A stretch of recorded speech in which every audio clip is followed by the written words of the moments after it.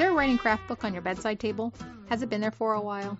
Do you keep meaning to get past chapter 2 or chapter 1 or just the first page? Then the Words to Write By podcast is for you. Hi, I'm Renee. I teach composition and creative writing to college students. My background is in poetry, but I'm working on my memoir. And I'm Kim. I'm trained as a science journalist, but now I'm trying my hand at short fiction. Each week we'll be tackling a chapter of some well-known, but perhaps not so well-read writing craft book. Together, we'll uncover brilliant insights, face the hard truths, and totally disagree when the author is wrong. This is our podcast, after all. And then we're going to take what we learn and apply it to our own writing by doing the book's suggested exercises. We're inviting you to read along, or just tune in for the Cliff Notes version. We're committed to improving our own craft, one writing advice book at a time, and we'd love for you to join us.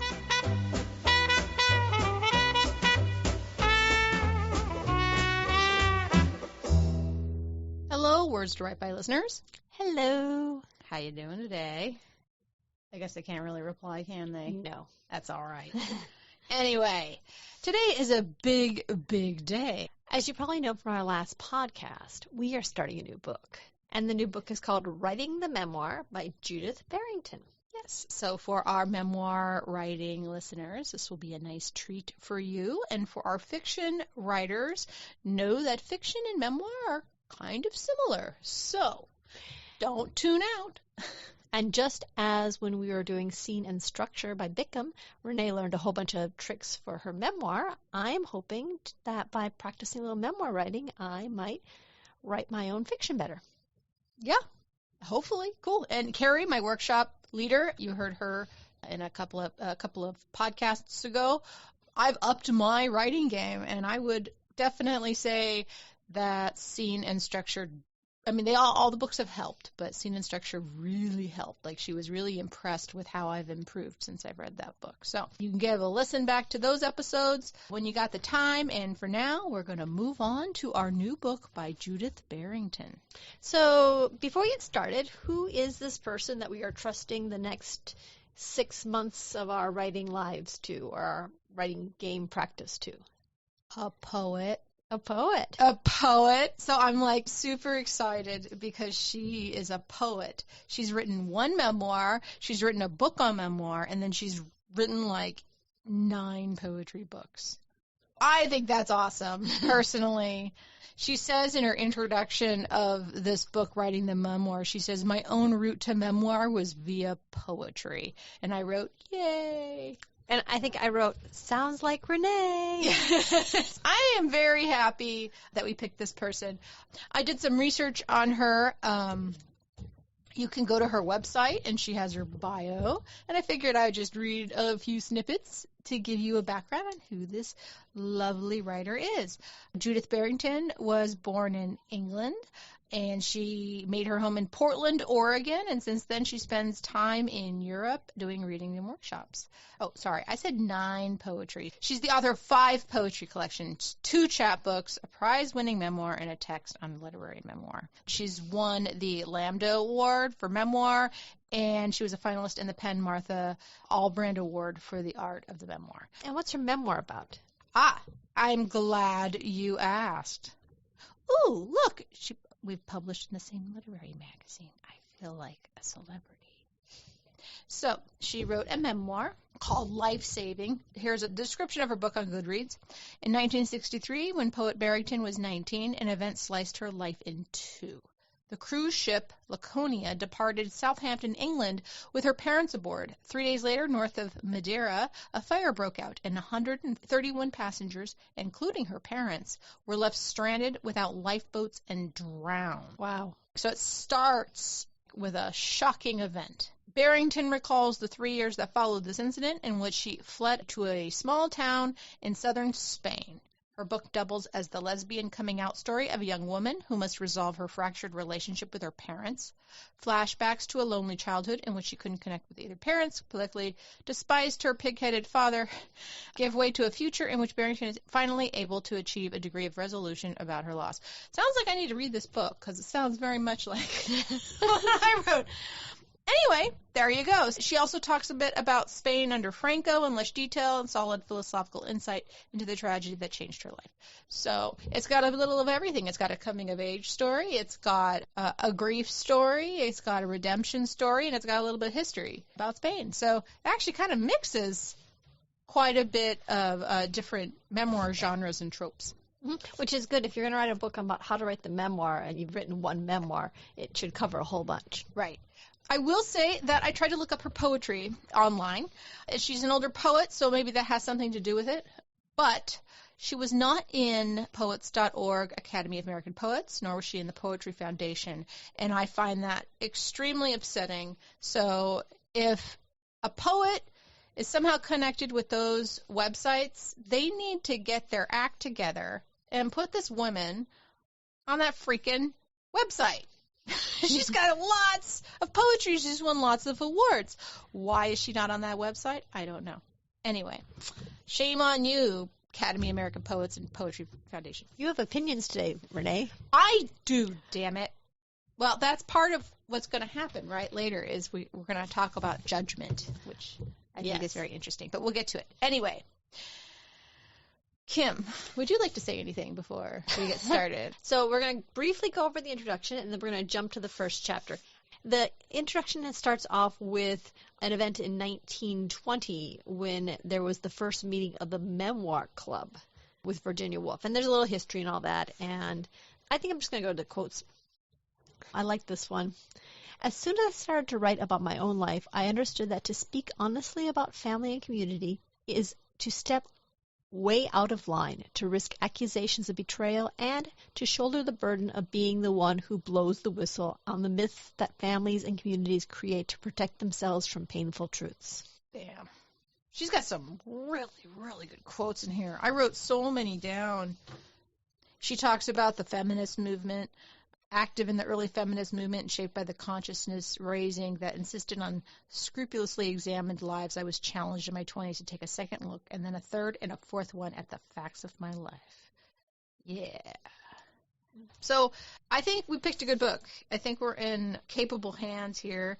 She does talk a bit about Virginia Woolf in a group called the Bloomsbury Group, because Virginia Woolf does write some semi-autobiographical. They didn't really have memoir back then, and that's a thing here. So memoir is very, very popular right now. But if you go back in time to like the 50s, you would not normally get much at all. Or even like the 80s. I mean, I don't remember running into memoir when I was a kid. She has a wonderful introduction. I would actually suggest people get this book and read it. But if you don't want to do that, you just want to listen to us, she gives us a really good quote here that kind of introduces us to both memoir and the book itself. She said, "This book is the kind of book I once looked for but was never able to find.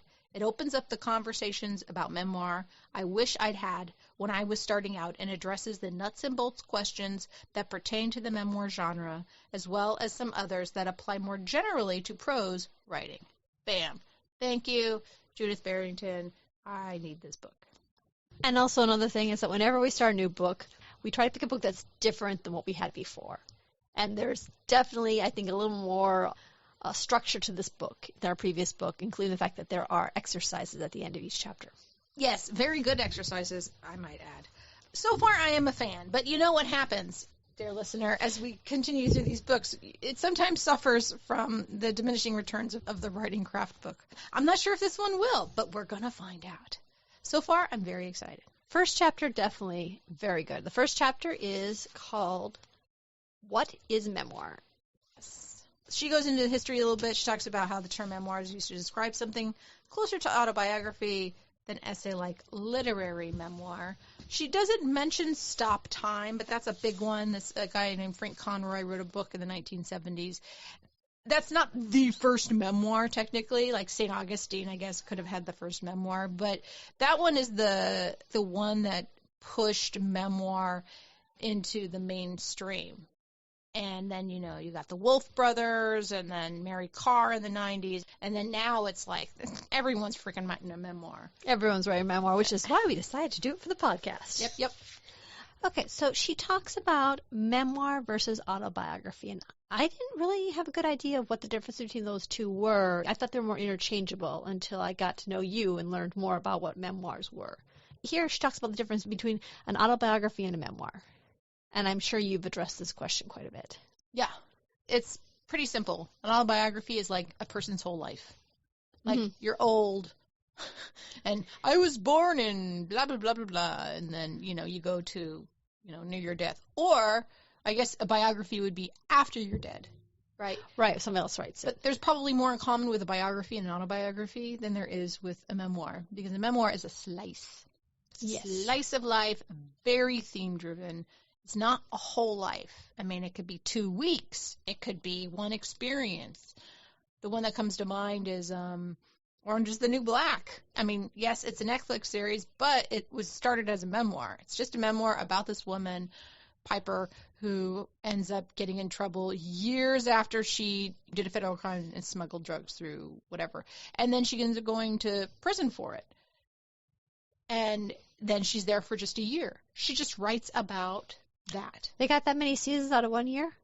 Yeah, it's kind of crazy. Then after that, it was very embellished. But it was based on characters that she'd met. And she wrote about other people in her memoir. She just, stayed in contact with them and continued to tell the story. Although, yes, it was fictional at that point after the first season. So that's what an autobiography is. And then she talks about some things that memoir is similar to. And she talks about how it has certain characteristics with an essay. Specifically, she says, rather than simply tell a story from her life, the memoir both tells the story and muses upon it, trying to unravel what it means in the light of her current knowledge. So that's like an essay. It's not only that you just say what happened, but you also think about why this happened, what were the consequences.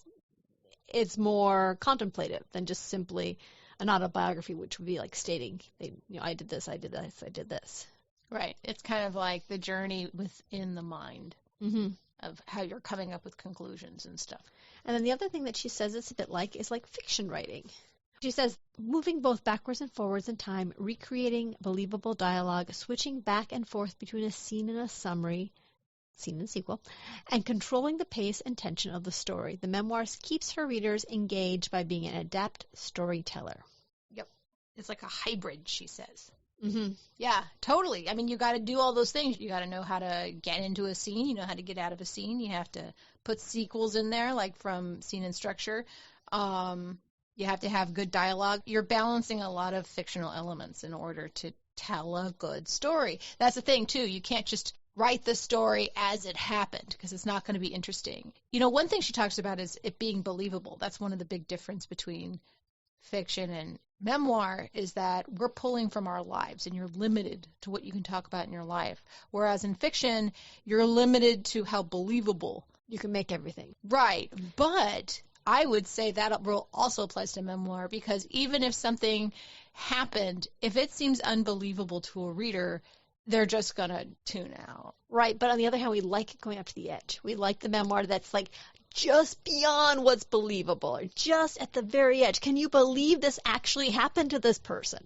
Yeah, exactly. But if it goes too far, then your readers are just like, whatever. And some people are like, well, that's how it happened. It's like, okay, I'm sorry, I use that horrible voice. Like, well, that's how it happened. It's like, well, that's nice, but that's not how I want to read it. That's not like how it's going to work in the book. So, well, can you give me an example of like someone saying, well, that's how it happened, and you saying that, no, they have to change? I had a student once. She was writing about a big moment in her life, and she was 18. And her big moment in life was that her and her boyfriend decided to elope in Vegas. And they didn't tell their parents. And they just rushed up there. And I thought that was cute. It's fun and reading about it. And they got in a lot of trouble. And what's really funny is, so now you're married, but now you're in trouble? But I guess they had to get a divorce after that. I'm not sure. But it was a wild time for her. It's all she wrote about. She fictionalized it. She memoirized it. It was like The only thing she wanted to write about during the whole semester. And she wasn't giving us reasons why she wanted to do it. She just talked about how excited she was. She talked about how nervous she was and how much trouble, quote unquote, trouble she was going to get in with her parents. And I was like, well, this isn't very believable. You're not even giving me reasons why you want to marry this guy. She goes, well, this is how it happened. And I said, okay, yeah, I get that you got married in Vegas and it was like hotter than a pepper sprout situation, but why? I mean, like, I believe that it happened. I don't believe why you did it. Like, I don't get it. You know, it seems to me that maybe the reason why she got in so much trouble and all the things came out afterwards is she didn't have a good reason for doing it and didn't have a good idea in her mind why she wanted to do it. Right. And so, although in her life that was a big deal, I was like, meh. I mean, it is a big deal, but not really. Lots of people get married in Vegas. Yeah, lots of people get married in Vegas. Lots of people, they don't think it through. You know, I myself, my first marriage. But just because it was big and interesting to her doesn't mean it was big and interesting to the rest of us. I don't know if that answers your question because you were talking about, is it believable? But to me, believable and interesting are similar. We inherently think that things that happen to us are more interesting than stuff that happens to other people. And with memoir, you need to show people that it's interesting. Yeah, you need to care about us. Or you care about the protagonist. Mm-hmm. The truth in memoir is one of those really tricky things. I've been in critique groups where it's just a general critique group and people bring stuff to the table and there's not like anybody that's been trained in teaching memoir or writing memoir. There's a certain amount of stumbling about as people attempt to write their memoir. They read some famous memoirs, they know stuff that happened in their lives, and they go out and try to do it. And one thing that comes up is the whole business of truth in memoir, which goes to what your students were saying, well, this is what happened. How does truth work in memoir? Oh, boy. I feel like I'm getting interviewed here. I mean, well, this is a joint thing here, dear listener. Like, you are also an expert as much as I could be. Yes, but the truth in journalism is a lot different. So, okay, I'll talk about this, but then you're going to have to talk about truth in journalism. So, truth in memoir, as I understand it, it has to have happened to you. You have to have real life things.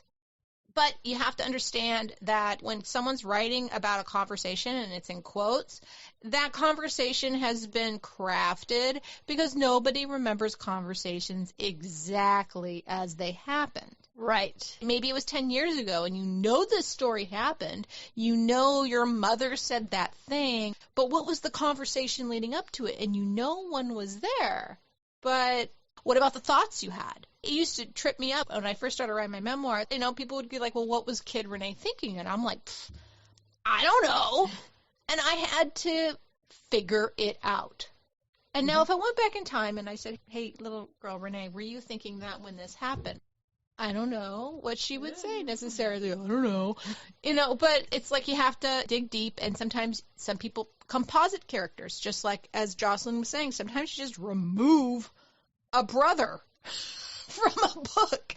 But you can't lie or you turn into that one famous dude who wrote A Million Little Pieces, got berated on Oprah. Yeah. The actual big events have to happen. But once those events happen, you can move them around in time. You can cut people out if they weren't really part of it. You could hide the details about that person. You could change details about their life so they stay hidden. You can do a whole bunch of moving around so long as what happened actually happened. The other thing I liked is that, quote, making up a better ending to your story while presenting it as true, or worse still, inventing a whole piece of your life because it makes for a good memoir, will often backfire. Yeah, people can smell a rat. Or rather, you're putting yourself out there. You're telling people this is true. These things happened. And especially the outrageous ones, you know, there are other people that these things have happened to, and they're going to come forward and say, no, she's lying. Yeah, and they'll look into the truth. They might find it, too. From a journalistic standpoint, these things have to happen. If you quote somebody, if you don't have it written down as the exact quote, you need to summarize it in some way, or you need to show it to them and make sure they're okay with it, that is, quote, is used. So, well, okay, so you're a journalist, so I want to know, like there's that term, everyone hates that term now, but fake news. People say, oh, I don't like reading from Fox News versus NPR. People pick where they get their news because it's got slants in it, right? Like there's a slant or an interpretation of the events that had happened. So that sounds almost like memoir, where you're giving your own slant to truth. Well, here are a couple things. You can always find somebody to say something about something. You can always find a quote source. And as a journalist, if you're going to quote somebody, they should be somebody valid to quote for this. They shouldn't be someone that has a history of lying. Or if they have some reason in which they would be on a particular side, it's important to say, and, you know, this person who was a lawyer for this other person said such and such. Journalists often lie, I don't lie, but through omission. Often pieces get slanted through omission. They just don't include one particular feature. They don't include a voice from somebody that would reflect upon the story in a different way. Or they really hype a particular person. As a journalist, these things haven't happened to me. I'm finding other people and I'm reporting on what they said. So, you know, people lie. You can report truthfully on what people lie about. I mean, or whether you can report on someone who's lying, and whether or not you know that they were lying also determines that. But largely, a journalist is outside the process. And a memoirist is inside the process. Ooh, I like that. We're going to put that on our social media. Quote by Kim Smugad. So we've talked about like how memoirs are not like autobiographies. We've talked how they're similar to essays and fiction. We've talked about truth in memoir. What else is in this chapter? Okay, just one quote about what Barrington says about truth. She says, when you name what you write memoir or fiction, you enter into a contract with the reader. You say, quote, this really happened, unquote, or you say, quote, this is imaginary, unquote. And if you are going to honor that contract, your raw material as memoirist can only be what you have actually experienced. So just know that if you want to write memoir, you're going into a contract with the reader. And if you break it, readers are fickle beasts, just like geeks. And man, once you say Han did not shoot first, then they will just go after you with pitchforks. And evidence. And old versions that end up getting scrubbed by Lucas. Anyway, I'm not bitter. She's got in this also a couple little aside, little grayed out boxes, which I'm sure that the teacher in Renee says, oh, a little text box here, must cover. There's one on voice.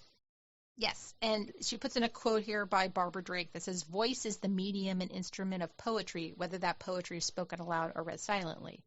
Voice is also the mark of the individual poet, right? So she's borrowing that for memoir. Barrington says the memoirist needs to have a fingerprint, even if she only speaks as herself. And that memoir, like column writing, requires that the reader feels spoken to and that the voice is conversational. So when you're writing memoir, don't get all heady. You know, don't get all hoity-toity. People read memoirs like they drink water, right? Like they just inhale memoirs because they're usually easier to read. Right. I liked her comment that it's almost like, you know, someone is sitting in a chair and you're sitting next to them and they're like, I'm going to tell you a story. You just lean in to find out what their story is going to be about. Yeah. It's kind of like that. I mean, you still have to, like, write well, but it has more of a conversational tone. I'm going to say, like, when I was reading some Joan Didion, it felt like some fairly more advanced writing language. Joan Didion. Yeah, but I wouldn't say that that's, like, easy reading necessarily. You know, but we weren't reading her memoirs. We were reading, like, her essays. That's true. She's writing essays, and those can be different. Those follow different rules. And this book does not necessarily cover the essay, although I would encourage you, Kim, maybe to start writing essay when we start writing memoirs, unless you just want to write memoir, because you have that journalism background. One last characteristic of the memoir that is important to recognize is one which also applies to essays, in which George Lukács described as the process of judging. What does she mean by that? Or what does George Lukács mean? It's not judgy, like, you know, I'm better than you, or look at what stuff you're up to. But It's not the nasty tendency to oversimplify and dismiss other people out of hand, but rather the willingness to form and express complex opinions, both positive and negative. Is there something special to memoir that you would do this? Obviously, in essays, people make judgments. Yeah. So I would say, like, in fiction, usually there is a character and they're thinking, but we have a bit of a distance between the character in a fictionalized story and ourselves as the reader. And the events kind of speak for themselves. We allow the events to speak for themselves. We allow a character that we are a little bit different from speak about those events as it happened to them. But in memoir, something happened and you are the central character and you have to judge. You have to decide and make clear, was it a good thing? Was it a bad thing? What did it do to you? Is this person to blame? Are you to blame? That's what I'm getting out of it. But I'm not sure if that's exactly what she means, because she focuses a lot on what it's not, but she doesn't really talk about how it reveals itself in a memoir. Does she? Here's a possible way to look at it. When I'm writing fiction, I might have one character say about another character, that person's a bad person, or that person really messed me up. And I might show in kind of a more removed way the destruction that a person has on other people's lives. But part of my pleasure in reading and writing is I let the audience make up their own mind. Right. And it's different if I'm writing in a first person, especially if it's first person where the first person is obviously addressing someone. I expect them to process a little bit what's going on and make decisions. And I think maybe from a memoir perspective, it's like, okay, all this stuff happened to you. So what? Like, how have you changed the person owing to all this stuff? How have you grown? How have these elements impacted other decisions that you've made later on in your life? I don't want to just see everything you do and make my own judgments on it. You are telling me your story. I'm paying also just to hear what you think about it. Yeah. She says you have to take a position about the meaning of your story. Mm-hmm. And that, I think, maybe is what she means by judgment. It sounds similar to what you're saying. You can't just tell the story, well, this happened, and then walk away from it. You have to, well, what do you think about it? Here's a quote. Without this attempt to make a judgment, the voice lacks interest. The stories, becalmed in the doldrums of neutrality, become neither fiction nor memoir, and the reader loses respect for the writer who claims the privilege of being the hero in her own story without meeting her responsibilities to pursue meaning. Self-revelation without analysis or understanding becomes merely an embarrassment to both the reader and the writer. Bam! Ooh, embarrassment. Well, there you go, dear listener. Be careful there. I've seen this in the first drafts of people's memoirs in these critique groups, where it's just a collection of things that happen, and at a certain point, I kind of lose interest. Because, well, it's going to be one other bad thing that happens to you here. Or it's going to be one more element of that. Like, what makes this particular confrontation with your mother at this point any better than one that happens, 10 pages later? Like, what is the point? Right. What is the point? And that elusive point, if you've been listening to this podcast, I've mentioned that many times. What is the damn point? And that is something that is I'm constantly chasing after. I'm getting closer. I'm getting better at it. But I don't know if memoirist even knows what the point is until they've got 4 drafts or more. Yeah, and it's tricky because often an individual story is delightful and interesting in and of itself. But reading an entire book about someone, then you start to need a point. Because I find your individual pieces absolutely delightful. But what I've noticed is, when you put it all together in a chapter, you have 2 more chapters in, why did you tell this story to your grandfather here? There's a tendency to just say, here's all these wacky people in my family. Well, that's good, but how does it all fit together? Exactly. And, I'm glad she addressed this because hopefully she can explain it to me in her book, and she will. Maybe this is her contract with us, her promise to us. In these writing craft books, right, they have a little promise. Maybe this is a little promise to me personally, that she will explain this and help me so that I can get it. And from that point, we could jump right to the thing at the end of each chapter called Suggestions for Writing. Yes. this one you have 8 different, not necessarily writing prompts, but 8 different ideas or suggestions. We're going to take the first 2 because they kind of go into each other.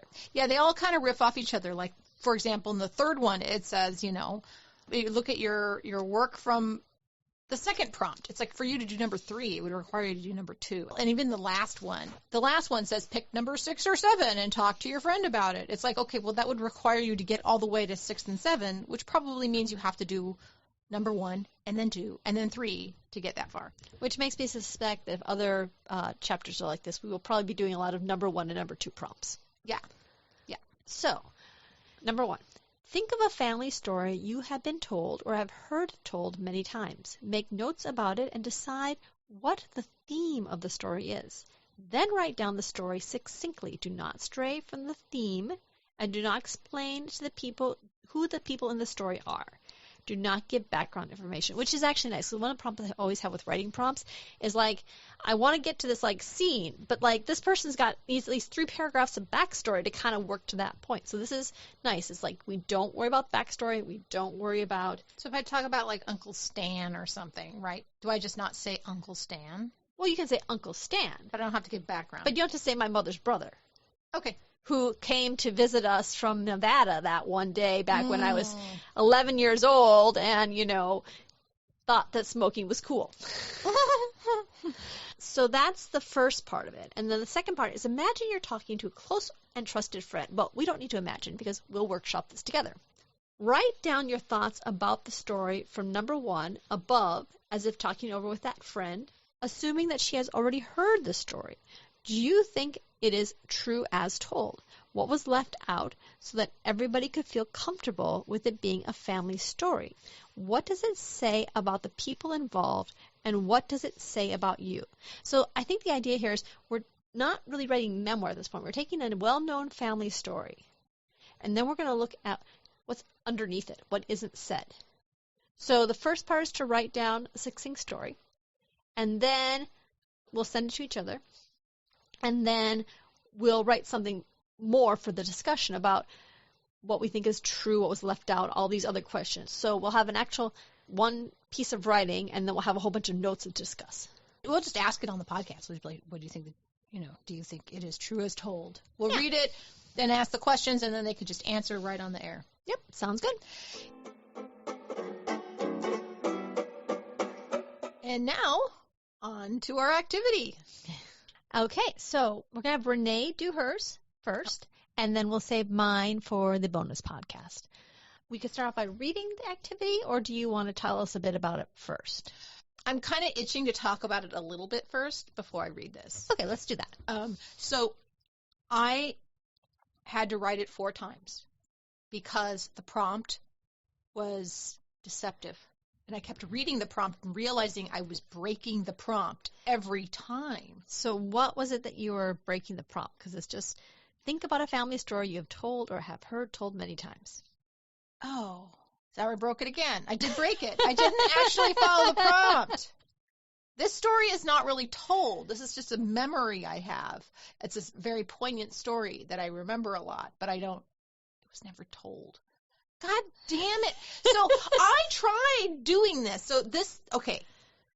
Well, read the next sentence in the prompt, because this is important. This is where I kept getting hung up. Okay, because I want to stop before that and say that one of the reasons why we do these exercises is because you read them on paper, it's like, oh, that makes perfect sense, and you never do it, and you never realize that maybe it doesn't make as much sense as you thought. Anyway, so the next one is make notes about it and decide what the theme of the story is. Okay, next sentence. Then write a story down succinctly. Do not stray from the theme, and do not explain who the people in the story are. That part. Do not explain who the people in the story are. Okay, so what I took that to mean was that you weren't supposed to meander about who this was and whose cousin and all those details, but you were just like you had to get a little bit of information about who people are. Well, she said not to do it. Well, I mean, yeah, but we could say, and my husband, Matchek, da-da-da. Oh, see, I thought that was forbidden. Okay. And so I have a different version of a different story that was told a whole bunch of times. And I kept breaking the rules like that. Okay, so do you want to read the one that you end up doing, or do you want to read that one that maybe broke the rules that might fit a bit better with what you're looking for? Well, the other one, it was unfinished. You want to read what you have? Maybe. I will say the one that you had that you gave me to read was a little bit trickier because it's not a story as much, because there's like 3 parts to it and it doesn't quite. If the other one feels more like a story to be told, I think you should do that one. How about you read it? And if we decide it's not going to work, we'll go to the other one. Pretend we never talked about that. Okay. When my grandmother was in her late 80s and I in my late 20s, she asked me to go with her to Indiana to visit her sister Gladys. See, I broke the rules, right? No, because I think you need to have that context. Okay. Grandma said this may well be the last time she saw her because she didn't know if she could make the trip again. So in late summer, I flew to Indiana with my grandma to see her sister and brother-in-law, both of whom I'd never met. I didn't know anyone in the family, really. I had met my grandmother's brother. See, I'm meandering. Yeah. I'm going to skip ahead. After we arrived at their house, I was served fried chicken. I told them I don't eat meat or pork, so I was served fried chicken for 10 days. I was there and became acquainted with various shotguns leaning in every bathroom, kitchen, dining room, living room, doorway, like cowboys on smoke breaks. In Uncle Ralph's car, he had a handgun and a leather glove nestled in the ashtray in front of the gear shift. See, I'm meandering. It's so bizarre how I just can't stop myself. Over the next few days, they poured bacon grease over my lettuce, and I kept going on and on. Once inside, I quickly learned both Gladys and Grandma had the hoarder gene, and then I talk about them being hoarders. And it's like, well, where is this story going, right? And then here it is. Grandma loved telling the story of her missing eye and how she lost it. My grandma had 2 strong characteristics which colored her character. I can't get to the damn story. Okay, let's back up. Tell me how she lost her eye. Right. Tell me it. Okay. The story goes, this is a meta story. She had one eye that was like really cloudy. Okay. And she couldn't see through it. It was kind of bulbous. It was her right eye, and she called it her bad eye. And the story goes that her brother was throwing a stick in the air, pretending it was an airplane, and it hit her in the eye. And that's how she got her bad eye. So she always told us, you be careful when playing, kids, and then just toss us outside and lock the door. So she literally had you're going to poke your eye out if you keep playing like that. Right. She had her stories. She had lots of stories. This was one of them. Until we went to Indiana. And I'm an adult now, and she's an old lady, and her sister's an old lady, and we're sitting around, like, I don't know, maybe the second day, Grandma gets up and leaves. And it was like they had been waiting the whole time to be alone with me. And they go, did she tell you how she lost her eye? I said, yeah. They go, well, that's not really what happened. And I'm like, what? What's going on? And they go, oh, no, it was her brother, all right. But they were fighting. And he stabbed that in her eye. And I'm like, what? No way, brutal. And then they told me all sorts of stories about Grandma shot snakes out of trees when she was a kid. And, I mean, just crazy stuff. And I was like, well, who is this person? And then I was like, wow, that's dark shit. So that's the story. Okay, the story so that's the story. It's meta. No, the story is, growing up, my grandmother always used to tell us not to play with sticks because when she was a child, her brother was playing with a stick, pretending it was an airplane, and it hit her eye. It destroyed her eye. It was gray, it was cloudy, she couldn't see about it, and it was always this cautionary tale. Except then I went to visit her family, and while we were there, we were at the table, and my grandmother went away, and they leaned in and said, did they tell you about how she lost her eye? And I said, well, he was playing with a stick, and, no, they weren't playing. They were fighting. And suddenly I was thinking about my grandmother, like actually in a tussle with somebody with a stick, and he meant to hit her in the eye like that. I'm thinking, whoa, my family is dark. That's it. Yeah. That's your story. Okay, that's my story. So what's the point here? Like, why did she make us do this? That's another thing. Because I think the idea is that you, unfortunately, are really highly trained in writing memoir. Like, when you're describing that, there are all these asides, all these elements, all this stuff that was building up. Am I not supposed to do all that? Am I doing it wrong? No, but majority of people don't approach memoir only having heard stories of their family. Only having these, like, you know, these, like, sit down for 2-minute stories with a punchline and all that other stuff. I wonder if there's something wrong with me. Well, there's something wrong with everyone. All right, no, but I mean, like, okay, this is not the first time I have messed up these prompts. Uh-huh. But I also have issues with, like, narrative and, like, plot. I wonder if this just highlighted that. I think it might. So what am I missing then when I'm telling a story? How did you tell that story? Because I knew what the punchline was going to be, and I built everything up to the punchline. So the punchline is that I had been lied to. Yeah. How did you build up to the punchline? Well, you know, like, I started with the framing. Like, you know, as growing up as kids, we were always told this by our grandmother. The reason she told us was because this thing happened to her. And that's what I always thought until I went to go visit her family. And then, da-da-da-da-da, punchline, I came to the revelation that this woman had been lying to me about this stuff and that she was really much worse than she let on. Right. This is interesting. I'm hearing it. I know there's something there I'm not getting, and I know it's there. I can't see it and I can't hear it, but I'm listening to you. Is this making any sense? This is very odd. This is a very odd sensation I'm having. So when I was doing my journalism program, one of the things we did was news writing. And we started off with this exercise where basically, let's imagine something happening to a professor in class and this and this and this and this. And let's say you're driving past and you see your friends and you got 1 minute to tell them what it was. And you need to make sure that your lead of the story has as much critical information.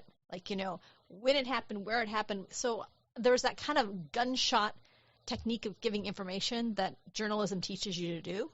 Is that what you did in the beginning? A little bit of that, but I think the whole idea of, like, basically cutting off everything that's extraneous and just going for the story that's there. Interesting. I wonder if I would benefit from reading a journalism craft book. You might, but I think the idea, too, is that this was a starting off point. This whole thing that she gives it is a starting off point for how do you take a story that's been in your family and how do you actually elevate it to the point of being a memoir. Okay. Did my story sound like it was a memoir? Yeah, as you're reading it. Okay. Yeah. So it sounded okay. It sounded great. And it sounded like a story? It sounded like... See, I'm really good at describing stuff, but that doesn't necessarily mean I actually get to the damn story. Well, it was meandering a little bit, but it did feel like it was, like, setting up for, like, we're setting the place and the location and the people and this whole thing you were experiencing visiting these people and all these little details so that when you get to that point of the story, we already have a sense of where we are and what's going on. That's really interesting. That's so weird. It's just, it plagues me, this problem with plot. I'm, like, seeing things in a story, like my brain just doesn't want to stitch it together in the right way. It's not like I don't understand the story arc. It's just bizarre, you know? Yeah. Dear listener, it's bizarre. And I do it, and I'll do it accidentally. Or I'll do it, and I don't see that I did anything, but it works. That's how, it's like I stumble upon it, and I'm okay. But just getting it, like being able to repeat it on command is not something that I can do. You know what I mean? Jelly bean. It's not easy stuff. And I think, well, first of all, a lot of your family stories are a bit darker. But you have used them to entertain other people, right? Right. And I did it in poetry. And in poetry, it usually has an arc. It doesn't always. I have poems that are narrative arcs, but I don't think they're the same thing, actually. So this is a very short prose poem. Okay. My father's wife. Now that I'm done putting her shoes on the proper feet, it's time to get her shirt on. Her left arm gets stuck, her eyes close, she whimpers. It's okay, I say, guiding her wrist to the sleeve. I gave up on directive cues days ago. It's not like up means down. Down is just the right shoe on the left foot. Up is all dressed in time for CNN. Minerva is living proof that if you drink yourself to dementia and then want something done, I will have to do it for you for the rest of your life. On my way to the kitchen to do her laundry, the TV tells us a hurricane is blowing Texas into Ohio.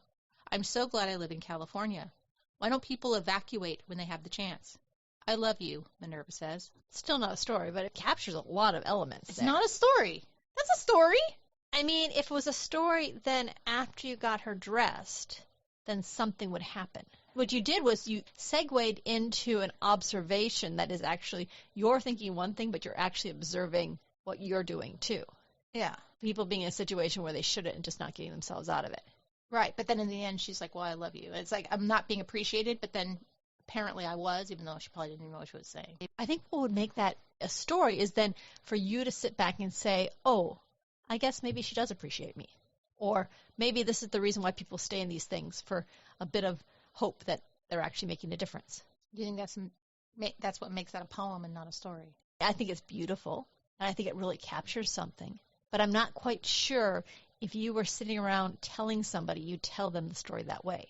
Like you'd tell her the beginning part about how, she had the stroke and this is how, she got herself to this position and all that.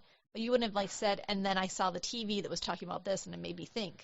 Or you would say, and then I saw the TV and it was talking about this and it made me think about my own situation. Yeah. Because in a poem, you don't necessarily tell people what to think.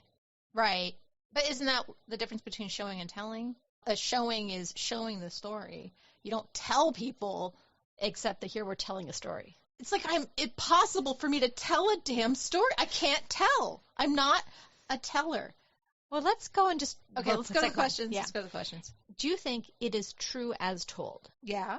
Oh, this is for you. Oh. Here, I'm going to ask you these questions. All right. So, dear listener, just to make this clear, this prompt is 2 pages and it has 8 parts to it. We did part 1. Now this is part 2. Imagine you're talking to a close and trusted friend. Write down your thoughts about the story. We are going to talk the thoughts out instead of writing them down. So, one of the questions is, do you think that this story is true as told? The thing is that there's 2 different parts. There's what your grandmother told you, and then there's what her family told you. And I don't know if either of them are reliable or truthful. But I do believe that it's true in that you experienced it. Okay, so there's 3 stories going on. Yeah. There's my story of the experiencing it, of the listening to the stories, and then there's one person telling a story and then another family. And I think that's actually something about you should just consider about memoirs, that you've been told all these stories, but you don't necessarily know if they're true. That's true. And some of them are made up in your head. Like, believe it or not, you think your brain has it all figured out. But let me tell you, after writing this memoir of mine for so long, I have unearthed things within my own mind, and it has not always been pretty. But I think also that's part of memoirs. Often it's layered. It's like, this is the thing that the people told me. This is the thing I discovered later. This is what I then decided was true. Like, a memoir has those layers. And we enjoy those layers. And discovering something we think is one way is something else. True. What was left out so that everyone could feel comfortable with it being a family story? I'm not sure I understand that question, but...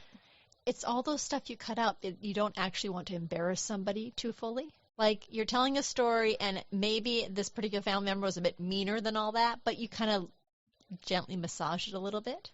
Or you don't reveal that one really dark aspect of this family member. You just let it go. Oh, I highlight that shit. Yeah, I think you do. Wait, what? That's what that question is implying? What was left out so that everyone could feel comfortable? See, in my head, I think the word everyone means the reader. Make the reader feel comfortable. It's like, why would the reader care? Right. But everyone in the story, so you don't hurt their feelings. What? I don't know if this book is for me, dear listener. We'll find out. All right. So, what was left out? Could you tell there was anything left out? Well, when you're reading the original version, it seemed like it had everything in there. Yeah. But the summarized version, I left out who you were talking to. I had your grandmother and her brother, and the people at the table were just her family. There's no details about who these people were other than, that they had a southern accent. I didn't even say where they were from. Kentucky. The thing is that it didn't matter. What was all important here wasn't about these family members at all. It was that you were being told a true story about your grandmother that she'd never wanted you to hear. Right. And they were specifically knew she wouldn't tell you the real one, and they wanted to tell you. Right. Which that adds layers. So here's a little fact. Her brother, the one who did that to her, I think, he lived about 3 hours away in California. And they were actually on good terms. I met him once. I didn't know my family. I didn't know any of these people, and neither did my brother. We never really met them. I mean, like, we met them when we were little, like, once. She isolated everybody. She was like control master. Mm-hmm. And she wanted to control the story and the narrative of everything. She was a control freak and a hoarder, which usually go hand in hand. Oh, what was your theme of that story, by the way? Lies. Lies. Lies. All right. There's a third question here. What does it say about the people involved? And what does it say about you? Dun, dun, dun. Okay, this is going to be fun. Well, it obviously says that your family was full of kind of semi-truths and kind of a certain amount of vindictiveness. Honestly, if that had happened to my sister, I would not grab her granddaughter and basically, like, tell her about that awful thing. I mean, that would not be an appropriate thing for a more balanced family to reveal to someone who's visiting for the first time. I mean, why bring up that kind of dark secret or that kind of dark family history bit? I don't know. I guess I'm used to dark history, so my theory, all it is theories. My theory is that she's always kind of like this. Like, she's a different person with her family, Mm-hmm. and there's certain things about her that they don't like. Yeah, it obviously sounds like kind of as a mean-spirited family. Yeah. As far as you, I think it just shows that this is the family you grew up in. You were just reacting to everything here, so there really wasn't anything about you. The story was not about me. Was it supposed to be? No. I'm just saying. I mean, I did write one about me, and you read it, but we didn't read that one. Right. What was the question again? The second part of the question was, what does it say about you? Or Yeah, what does it say about the people involved? So you think that they're just kind of vindictive, mean people. Unfortunately, yeah. Did you think Grandma was mean and vindictive? Not necessarily. I would not hold her responsible for not telling the truth that, she actually got into a fight. I mean, if you watch kids play, it's a fine line between that point of stick for just playing and fighting. So it would be a good lesson to teach kids anyway, to get them not to play with sticks and poke each other. Okay. All right. And then what does it say about you? About you? Me. How does it say about me? It's okay, be honest. So it doesn't really say anything about you as a person in the story itself, but it does say about the question, well, why you picked this one. And you pick it because it's like, can you believe what my family was like? It feels very odd that your family would have told you that story when your grandmother was around. It's removed enough in distance. The woman's dead, the family members are dead. For you to relate that story now, it doesn't feel like there's anything mean-spirited about it. It's more like, can you imagine? Okay. But, I mean, the voice and everything. Like, the voice you choose or the way you write your story says something about you as the writer. When you were reading the excerpts that you had, there was definitely a lot of your reaction to this family that you were being exposed to for the first time and kind of your horror to the whole thing. For a California girl to go and basically visit these rather hick relatives that, only could serve her fried chicken because she didn't eat pork or Right. There's definitely a kind of a fish out of water aspect to the whole thing, and you're just relating all those different details. Right. So I'm going to read one little, it's not even a paragraph, it's like 3 sentences. This is not in there because I wasn't allowed to put it in, but I crossed it out. Okay. But I think this will illustrate how one tells the story makes them a character. You are a character, even if you're not doing anything in the story. Okay. So I wrote, after a couple of days, I came to suspect they were introducing, quote, the South to the grandchild from, quote, California. Over the next few days, they poured bacon grease over lettuce before I could serve myself a salad. Ralph shot and killed a groundhog and left it on the porch by the front door for me to find when I woke up.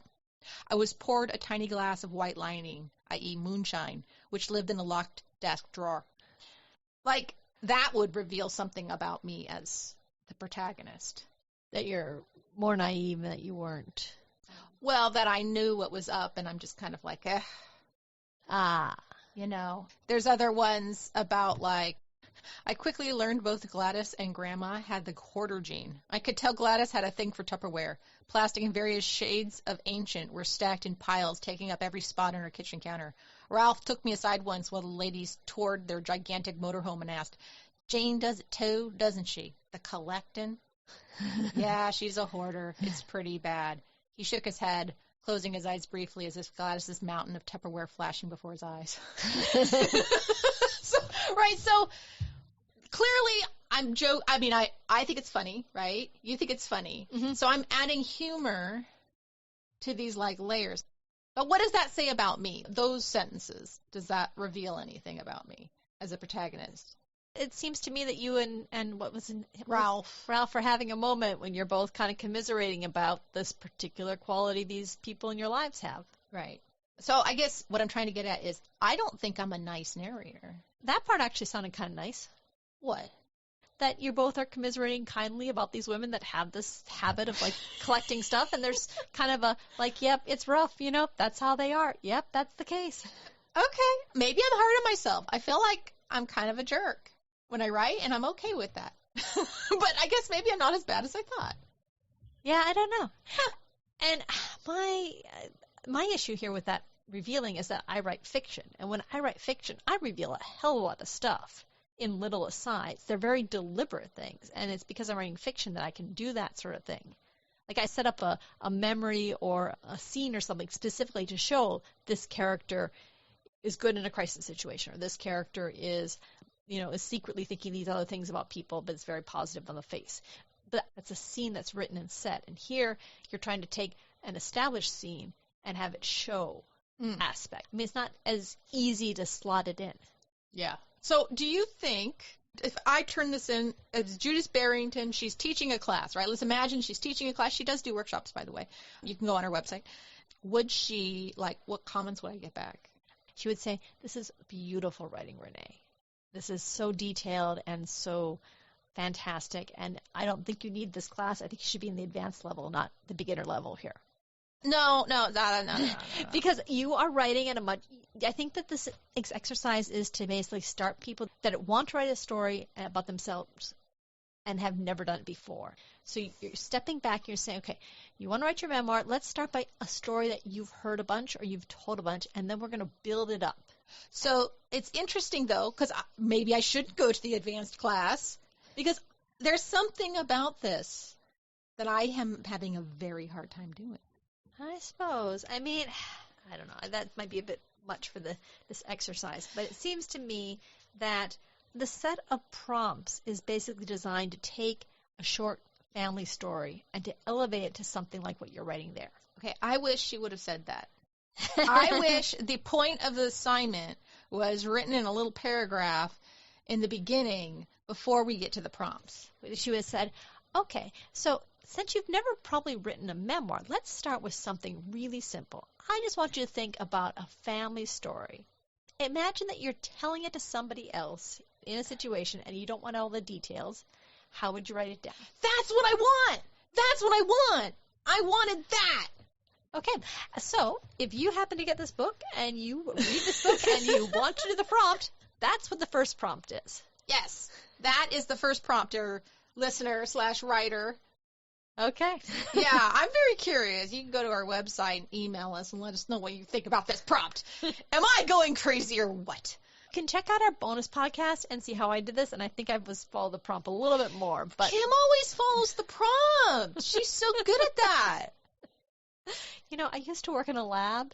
I had to make sure I was reading the instructions. You do baking. You said treat it like a baking list where you have to get the things right. Anyway. Okay, well, I will say this. I made a new pumpkin pie this year. I tested it out like a couple weeks ago or a week and a half ago to make sure I was going to make it because I almost always make the Libby's one. That's the one my mom told me to make. Well, I went off tradition, and I'm like, I'm going to make this other one that I found in a cookbook. Would you believe it? I forgot to put sugar in it. How did it taste? Luckily, I figured it out. For some reason, I put it in the oven. You didn't taste the batter at all? No, I put it in the oven. Isn't that one of the fun parts about baking, though? You get to taste the dough and the filling? You don't eat raw flour. You don't eat a custard. That's what a pumpkin pie is, a custard. It's got 4 raw eggs in it. You just crack the eggs. They're fine. Right, but it's not going to taste like pumpkin. Anyway, I should have, yes. But it's going to taste sweet and tasty. Well, so what I did, I put it in the oven, and like a minute later, my brain was like, something's missing, and I don't know why I'm thinking this. And I went to the recipe, and I went, shit! And I pulled it out of the oven, and I poured the sugar in and mixed it up in the pie crust, and I put it back in. Okay. Phew! Anyway. So it does happen, dear listener. I don't always read the instructions. Anyways, we are going to call this the end of our first episode on our new book.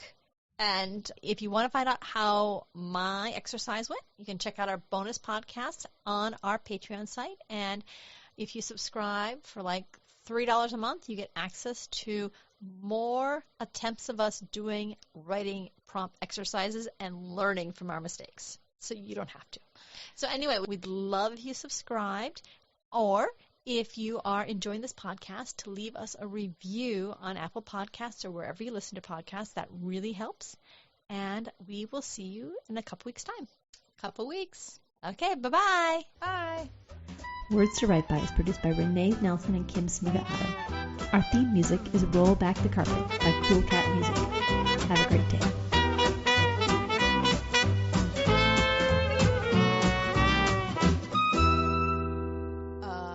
Hello, all these people. I was about to say something. I forgot what it was. Welcome to the new book.